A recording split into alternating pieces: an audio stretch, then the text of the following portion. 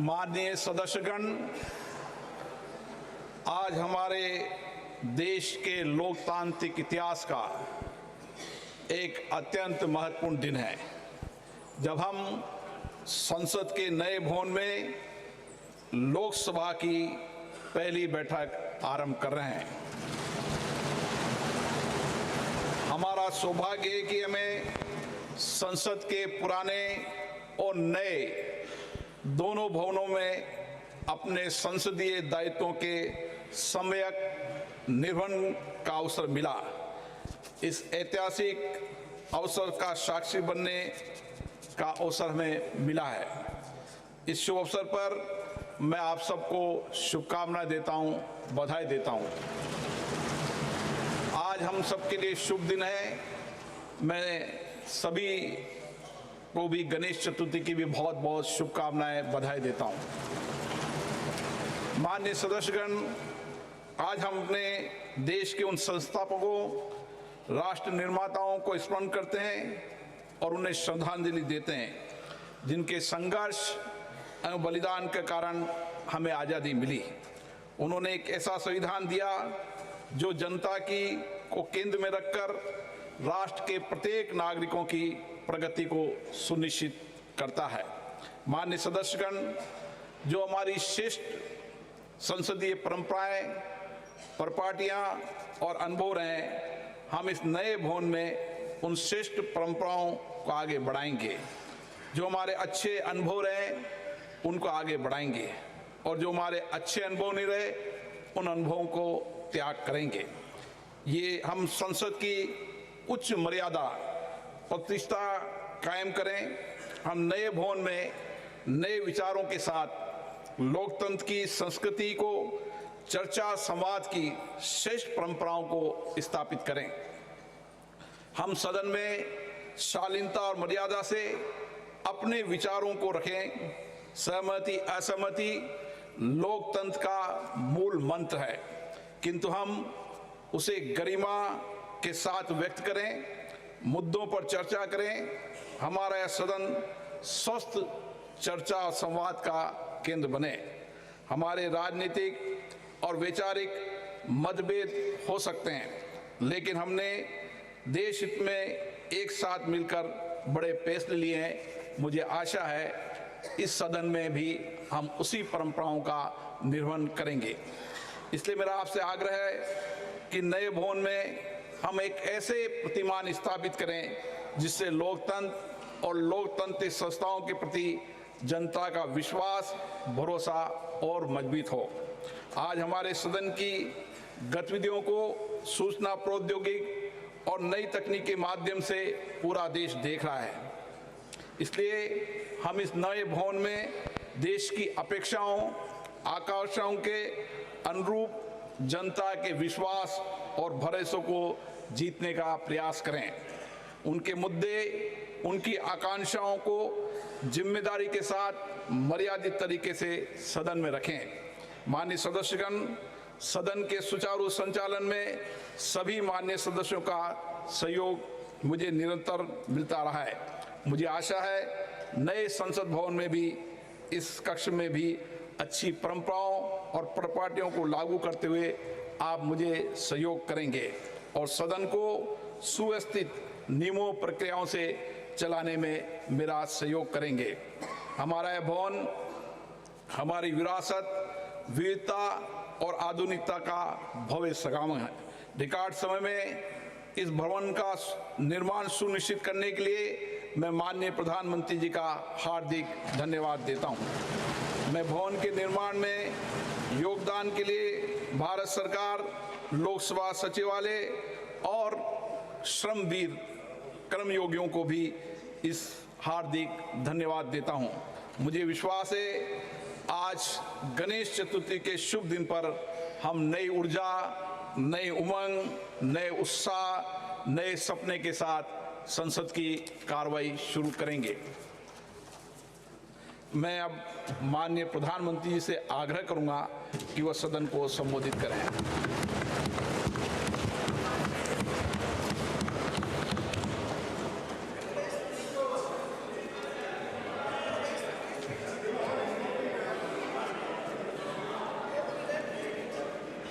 आदरणीय अध्यक्ष जी,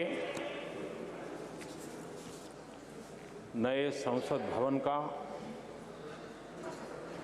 ये प्रथम और ऐतिहासिक सत्र है। मैं सभी माननीय सांसदों को और सभी देशवासियों को बहुत बहुत शुभकामनाएं देता हूं। आदरणीय अध्यक्ष जी, आज प्रथम दिवस के प्रथम सत्र में नए सदन में आपने मुझे बात रखने के लिए अवसर दिया है, इसलिए मैं आपका बहुत बहुत आभार व्यक्त करता हूं। इस नए संसद भवन में मैं आप सभी माननीय सांसदों का भी हृदय से स्वागत करता हूं। ये अवसर कई मायनों में अभूतपूर्व है। आजादी के अमृत काल का ये उषा काल है और भारत अनेक सिद्धियों के साथ नए संकल्प लेकर के नए भवन में अपना भविष्य तय करने के लिए आगे बढ़ रहा है। विज्ञान जगत में चंद्रयान 3 की गगनचुंबी सफलता हर देशवासी को गर्व से भर देती है। भारत की अध्यक्षता में G20 का असाधारण आयोजन विश्व में इच्छित प्रभाव, इस अर्थ में ये अद्वितीय उपलब्धियां हासिल करने वाला एक अवसर भारत के लिए बना। इसी आलोक में आज आधुनिक भारत और हमारे प्राचीन लोकतंत्र का प्रतीक नए संसद भवन का शुभारंभ हुआ है। सुखद संयोग है कि ये गणेश चतुर्थी का शुभ दिन है।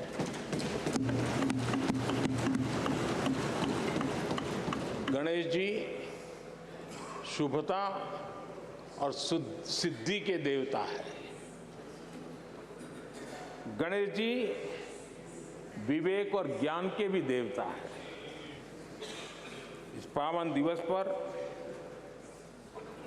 हमारा ये शुभारंभ संकल्प से सिद्धि की ओर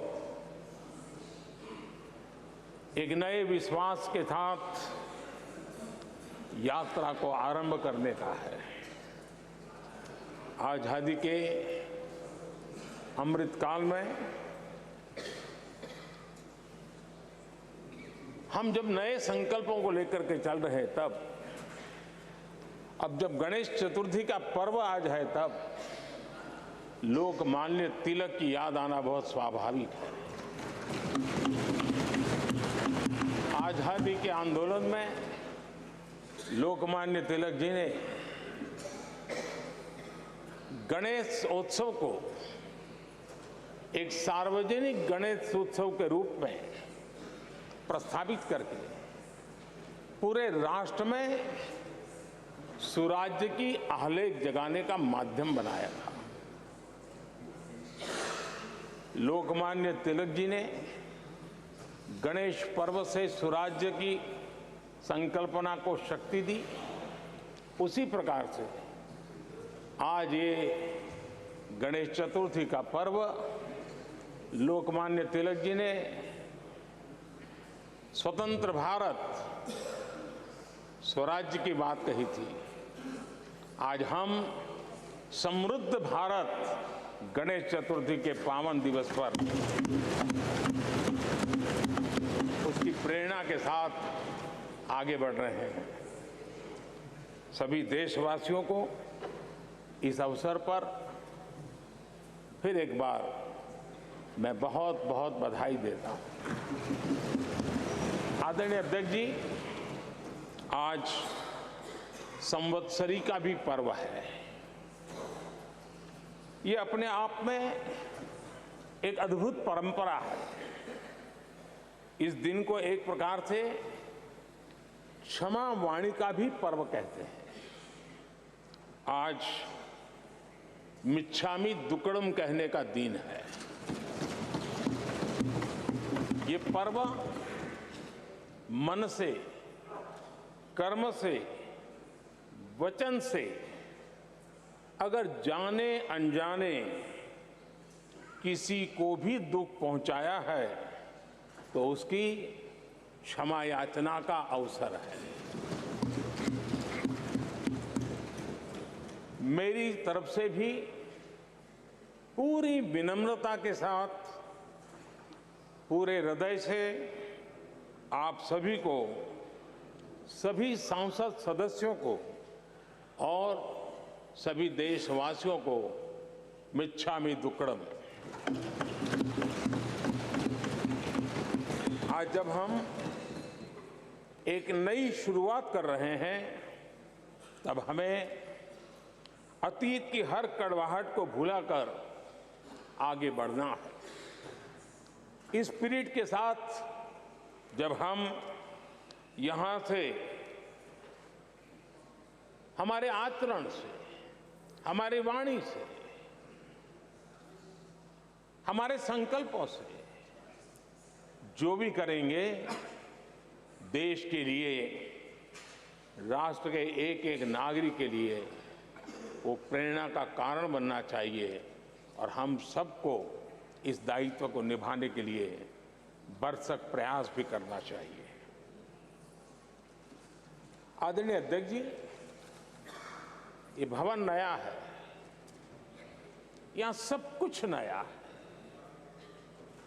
सारी व्यवस्थाएं नई हैं। यहां तक आपके सब साथियों को भी आपने एक नए रंग रूप के साथ प्रस्तुत किया है।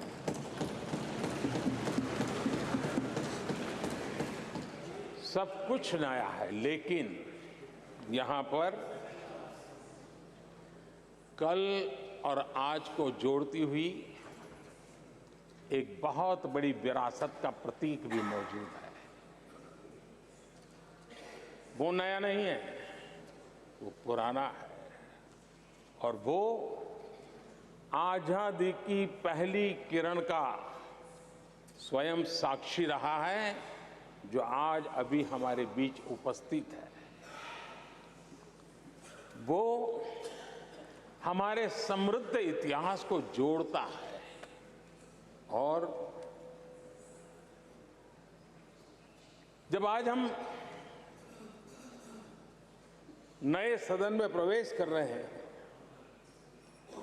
संसदीय लोकतंत्र का जब ये नया गृह प्रवेश हो रहा है तो यहां पर आजादी की पहली किरण का साक्षी जो आने वाली पीढ़ियों को भी प्रेरणा देने वाला है, वैसा पवित्र सेंगोल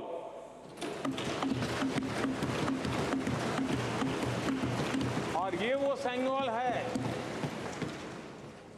जिसको भारत के प्रथम प्रधानमंत्री पंडित नेहरू का स्पर्श हुआ था। ये पंडित नेहरू के हाथों में पूजा विधि कर करके आजादी के पर्व का प्रारंभ हुआ था और इसलिए एक बहुत महत्वपूर्ण अतीत को उसके साथ सेंगोल हमें जोड़ता है। तमिलनाडु की महान परंपरा का वो प्रतीक तो है ही, देश को जोड़ने का भी, देश की एकता का भी वो प्रतीक है। और हम सभी माननीय सांसदों को हमेशा जो पवित्र सेंगोल पंडित नेहरू के हाथ में शोभा देता था, वो आज हम सब की प्रेरणा का कारण बन रहा है। इससे बड़ा गर्व क्या हो सकता है।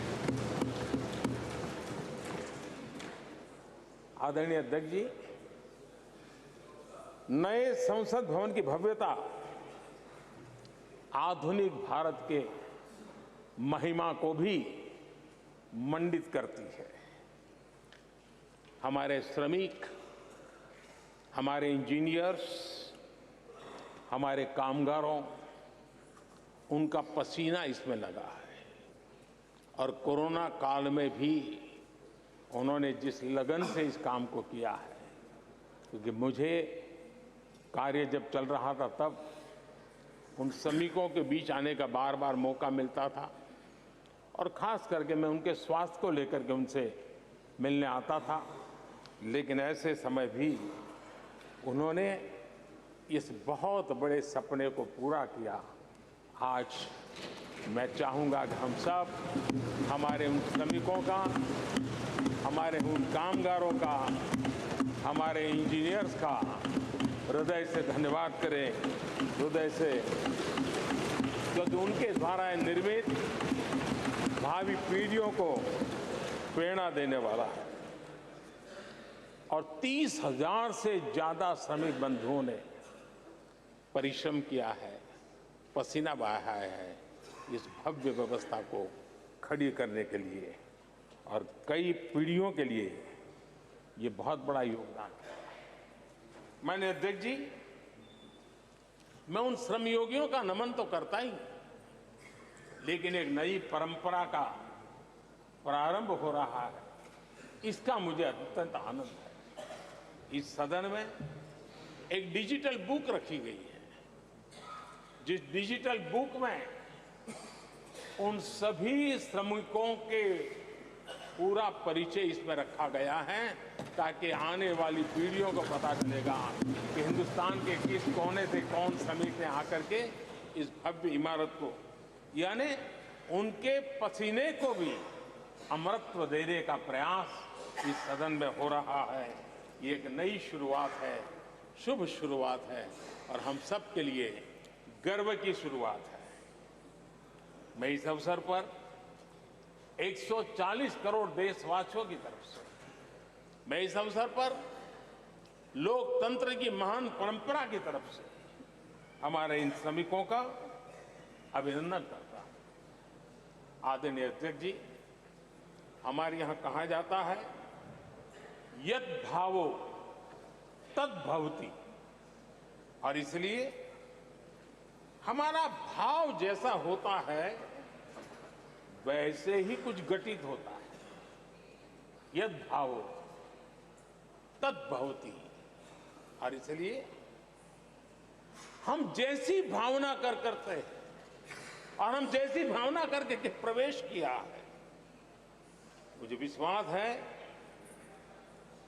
भावना भीतर जो होगी हम भी वैसे ही खुद भी बनते जाएंगे, और वो बहुत बड़ी स्वाभाविक है। भवन बदला है, मैं चाहूंगा भाव भी बदलना चाहिए, भावना भी बदलनी चाहिए।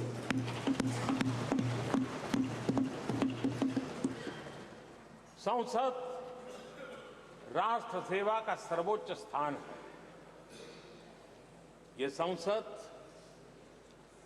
दलहित के लिए नहीं है।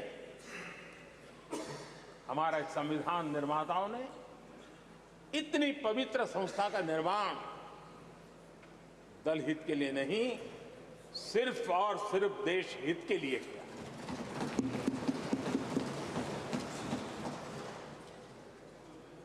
नए भवन में हम सभी अपने वाणी से, विचार से, आचार से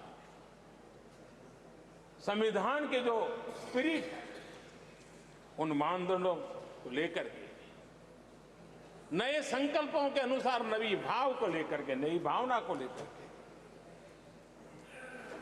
मैं आशा करता हूं अध्यक्ष जी, आप कल भी कह रहे थे, आज भी कह रहे थे, कभी स्पष्ट कह रहे थे, कभी थोड़ा लपेट कर भी कह रहे थे, हम सांसदों के व्यवहार के संबंध में मैं मेरी तरफ से आपको आश्वासन देता हूं कि हमारा पूरा प्रयास रहेगा, और मैं चाहूंगा कि सदन के नेता के नाते हम सभी सांसद आपकी आशा अपेक्षा में खरे उतरें, हम अनुशासन का पालन करें, देश हमें देखता है, आप जैसा दिशा निर्देश करें। लेकिन माननीय अध्यक्ष जी, अभी चुनाव तो दूर है और जितना समय हमारे पास बचा है इस पार्लियामेंट के, मैं पक्का मानता हूं कि यहां जो व्यवहार होगा ये निर्धारित करेगा कि कौन यहां बैठने के लिए व्यवहार करता है और कौन वहां बैठने के लिए व्यवहार करता है। जो वहां ही बैठे रहना चाहता है उसका व्यवहार क्या होगा, और जो यहां आकर के भविष्य में बैठना चाहता है उसका व्यवहार क्या होगा, इसका फर्क बिल्कुल आने वाले महीनों में देश देखेगा और उनके बर्ताव से पता चलेगा, ये मुझे पूरा विश्वास है। आदरणीय अध्यक्ष जी, हमारे यहां वेदों में कहा गया है, सम्यच्च सब्रता भूत्वा वाचम वदत भद्रया, अर्थात हम सब एक मत होकर, एक समान संकल्प लेकर कल्याणकारी सार्थक संवाद करें। यहां हमारे विचार अलग हो सकते हैं, विमर्श अलग हो सकते हैं, लेकिन हमारे संकल्प एकजुट ही होते हैं, एकजुट ही रहते हैं, और इसलिए हमें उसकी एकजुटता के लिए भी भरपूर प्रयास करता रहना चाहिए। आदरणीय अध्यक्ष जी, हमारी संसद ने राष्ट्रहित के तमाम बड़े अवसरों पर ही इसी भावना से काम किया है। न कोई इधर का है न उधर का है, सब कोई राष्ट्र के लिए करते रहे। मुझे आशा है इस नई शुरुआत के साथ इस संवादीय के वातावरण में और इस संसद के पूरे डिबेट में हम उस भावना को जितनी ज्यादा मजबूत करेंगे, हमारी आने वाली पीढ़ियों को अवश्य हम प्रेरणा देंगे। संसदीय परंपराओं की जो लक्ष्मण रेखा है, उन लक्ष्मण रेखा का पालन हम सबको करना चाहिए, और वो स्पीकर महोदय की अपेक्षा को हमें जरूर पूरा करने की कोशिश करनी चाहिए। आदरणीय अध्यक्ष जी, लोकतंत्र में राजनीति, नीति और शक्ति का इस्तेमाल ये समाज में प्रभावी बदलाव का एक बहुत बड़ा माध्यम होता है, और इसलिए स्पेस हो या स्पोर्ट्स हो, स्टार्टअप्स हो या सेल्फ हेल्प ग्रुप हो, हर क्षेत्र में दुनिया भारतीय महिलाओं की ताकत देख रही है। G20 की अध्यक्षता, विमेन लेड डेवलपमेंट की चर्चा आज दुनिया इसका स्वागत कर रही है, स्वीकार कर रही है। दुनिया समझ रही है कि सिर्फ महिलाओं के विकास की बात इनफ नहीं है। हमें मानव जाति की विकास यात्रा में उस नए पड़ाव को अगर प्राप्त करना है, राष्ट्र के विकास यात्रा में हमने नई मंजिलों को पाना है, तो यह आवश्यक है कि विमेन लेड डेवलपमेंट को हम बल दें। और G20 में भारत की इस बात को विश्व ने स्वीकार किया है। महिला सशक्तिकरण की हमारी हर योजना ने महिला नेतृत्व करने की दिशा में बहुत सार्थक कदम उठाए हैं। आर्थिक समावेश को ध्यान में रखते हुए जनधन योजना शुरू की। 50 करोड़ लाभार्थियों में से भी अधिकतम महिला बैंक अकाउंट के धारक बनी है। ये अपने आप में बहुत बड़ा परिवर्तन भी है, नया विश्वास देता है। जब मुद्रा योजना रखी, ये देश गर्व कर सकता है कि उसमें बिना बैंक गारंटी 10 लाख रुपए की लोन देने की योजना, और उसका लाभ पूरे देश में सबसे ज्यादा महिलाओं ने उठाया। महिला एंटरप्रेन्योर का एक पूरा वातावरण देश में नजर आया। पीएम आवास योजना, पक्के घर, ये भी उसकी रजिस्ट्री ज्यादातर महिलाओं के नाम हुई, महिलाओं का मालिकाना हक बना। आदरणीय अध्यक्ष जी, हर देश की विकास यात्रा में ऐसे माइलस्टोन आते हैं जब वो गर्व से कहता है कि आज के दिन हम सब ने नया इतिहास रचा है। ऐसे कुल पल जीवन में प्राप्त होते हैं। और आदरणीय अध्यक्ष जी, नए सदन के प्रथम सत्र के प्रथम भाषण में मैं बड़े विश्वास और गर्व से कह रहा हूं कि आज की ये पल, आज का ये दिवस, संवत्सरी हो, गणेश चतुर्थी हो, उससे भी आशीर्वाद प्राप्त करते हुए इतिहास में नाम दर्ज करने वाला समय है।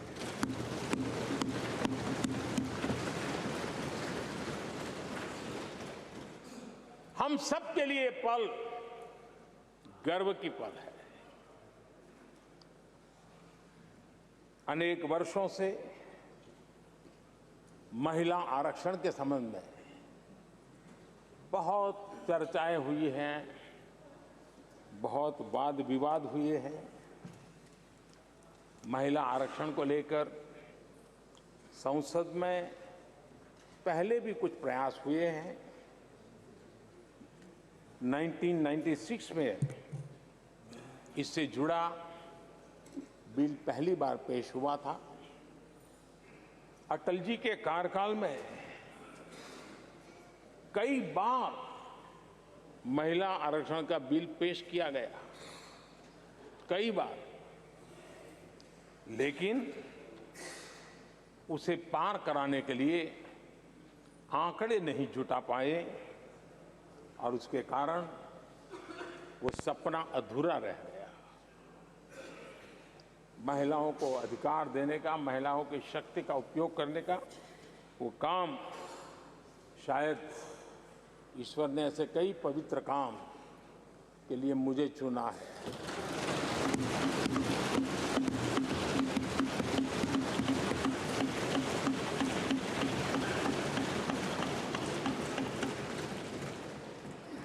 एक बार फिर हमारी सरकार ने इस दिशा में कदम बढ़ाया है। कल ही कैबिनेट में महिला आरक्षण वाला जो विधेयक है उसको मंजूरी दी गई है।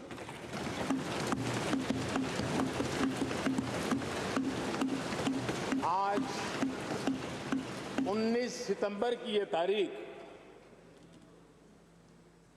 इसीलिए इतिहास में अमरत्व को प्राप्त करने जा रहे हैं। आज जब महिलाएं हर सेक्टर में तेजी से आगे बढ़ रही हैं, नेतृत्व कर रही हैं, तो बहुत आवश्यक है कि नीति निर्धारण में, पॉलिसी मेकिंग में हमारी माताएं बहनें, हमारी नारी शक्ति अधिकतम योगदान दें, ज्यादा से ज्यादा योगदान दें। योगदान ही नहीं, वे महत्वपूर्ण भूमिका निभाएं। आज इस ऐतिहासिक मौके पर नए संसद भवन में सदन की पहली कार्यवाही के रूप में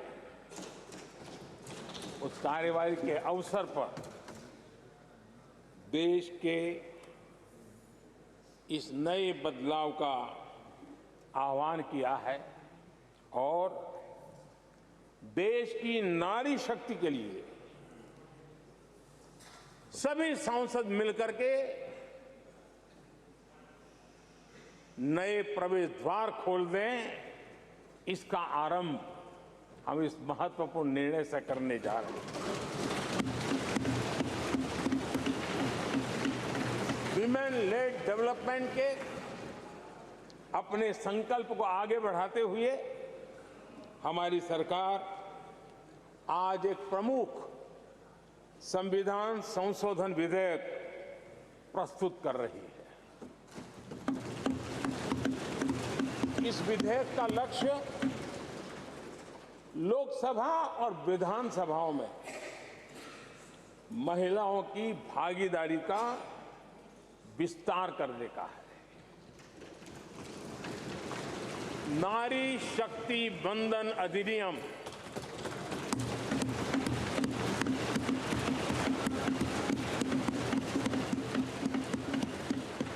नारी शक्ति बंधन अधिनियम, इसके माध्यम से हमारा लोकतंत्र और मजबूत होगा। मैं देश की माताओं, बहनों, बेटियों को नारी शक्ति बंधन अधिनियम के लिए बहुत बहुत बधाई दूंगा। मैं सभी माताओं, बहनों, बेटियों को आश्वस्त करता हूं कि हम इस बिल को कानून बनाने के लिए संकल्पबद्ध है।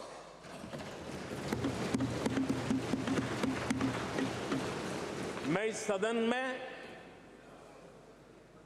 सभी साथियों से आग्रहपूर्वक निवेदन करता हूं, आग्रह भी करता हूं, और जब एक पावन शुरुआत हो रही है, पावक विचार हमारे सामने आया है, तो सर्वसम्मति से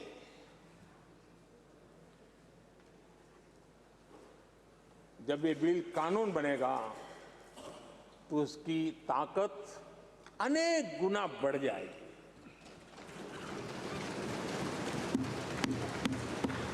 और इसलिए मैं सभी माननीय सांसदों से, दोनों सदन के सभी माननीय सांसदों से इसे सर्वसम्मति से पारित करने के लिए प्रार्थना करते हुए आपका आभार व्यक्त करता हूं कि इस नए सदन के प्रथम सत्र में मुझे आपने मेरी भावनाओं को व्यक्त करने का अवसर दिया। बहुत बहुत धन्यवाद। श्री अधीर रंजन चौधरी जी।